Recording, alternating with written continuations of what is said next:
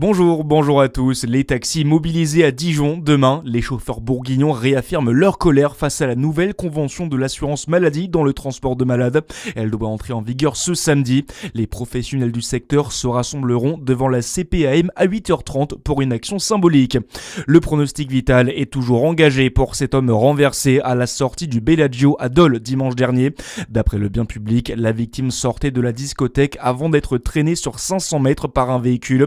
Le conducteur a été interpellé puis mis en examen pour tentative d'assassinat par le parquet de Lons-le-Saunier.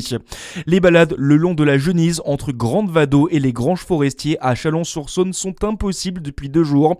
Le niveau de l'eau a fortement monté, atteignant les 4 mètres de hauteur hier soir au port de Plaisance.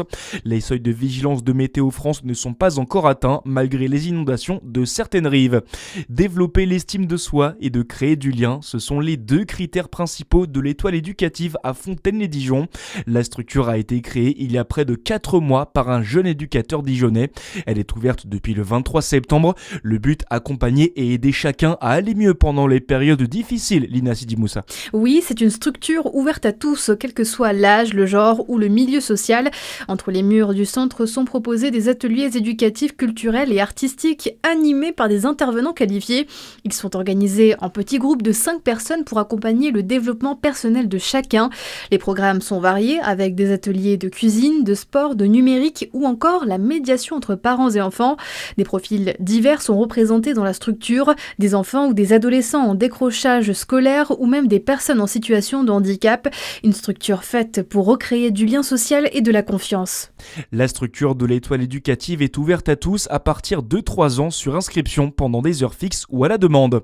Également, dans l'actualité, on en sait plus sur le cambriolage du Louvre. La procureure de Paris a pris la parole hier en conférence de presse 10 jours après le vol spectaculaire. Elle a annoncé que les 2 suspects interpellés samedi ont été présentés à 2 juges d'instruction.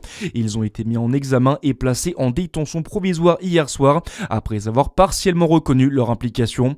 Ils sont poursuivis pour vol en bande organisée et association de malfaiteurs. En parallèle, la recherche des bijoux à 88 millions d'euros se poursuit. Les multinationales, de nouveau dans le viseur des députés, ils ont adopté hier en première lecture du budget 2026 un amendement pour lutter contre l'optimisation fiscale des grands groupes.